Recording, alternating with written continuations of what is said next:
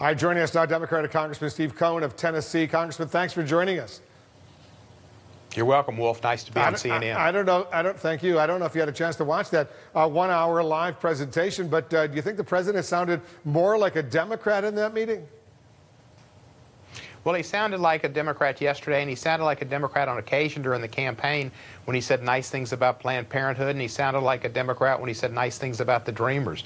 But when it comes to the lick log, he's a Republican, and really not a traditional Republican. He's a Trumper. But he was willing to challenge the NRA on some pretty sensitive issues. That, I assume, you welcome. I do welcome it, and I hope it bears fruition, and I hope he follows through on it.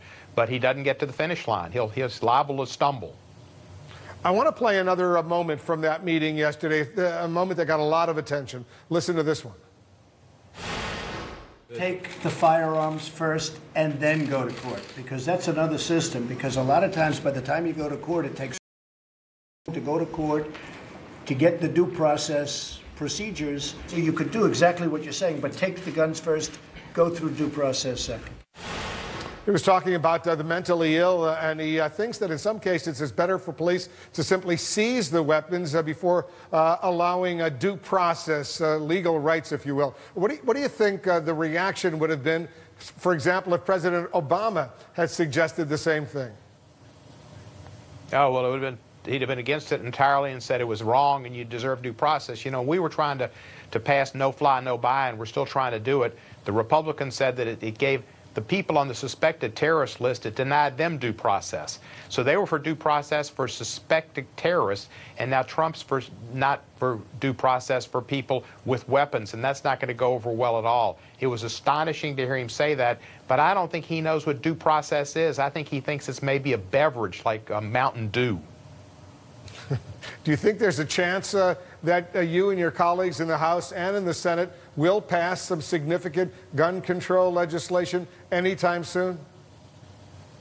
Certainly, I would hope so, and I was pleased that Democrats went there and they did what they needed to do to put the ideas forward on common sense, universal background checks and changing the age and for buying assault weapons and other proposals.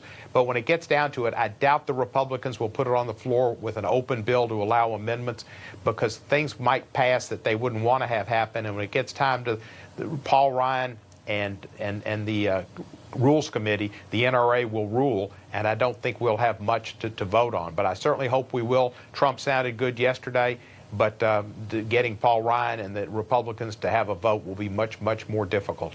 Let me ask you about the president's son-in-law and senior advisor, Jared Kushner. As you know, the New York Times is now reporting that his family's real estate business secured more than $500 million in loans after Kushner held meetings at the White House with some of those lenders who participated. What's your reaction to that?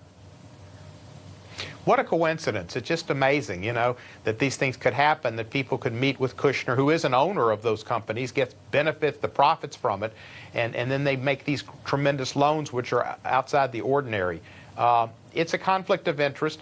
The White House should be beyond reproach like Caesar's wife, and they're not. In fact, that they just invite criticism, and it started with President Trump not divesting himself of profits and from his Trump corporation.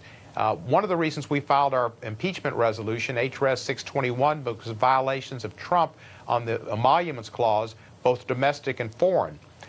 Domestic, you're not supposed to earn more money than you do as the president, and foreign is you're supposed to go to Congress before you earn money from foreign potentates. Trump did neither. He set the ethical low bar or no bar for members of his family and his administration to follow, and Kushner's followed directly in conflicts of interest. There is an influence, and you can buy influence in this White House, and that notice has been put out.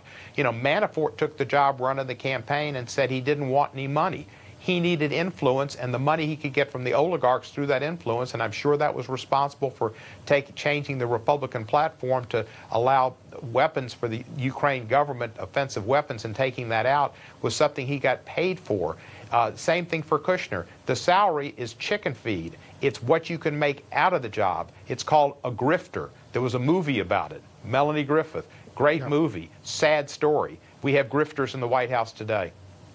Well, the president points out his son-in-law, Jared Kushner, does not take a federal government salary in his job as senior advisor to the president. Just a little nugget there. Hey, Congressman Steve Cohen, thanks so much for joining us. You're welcome.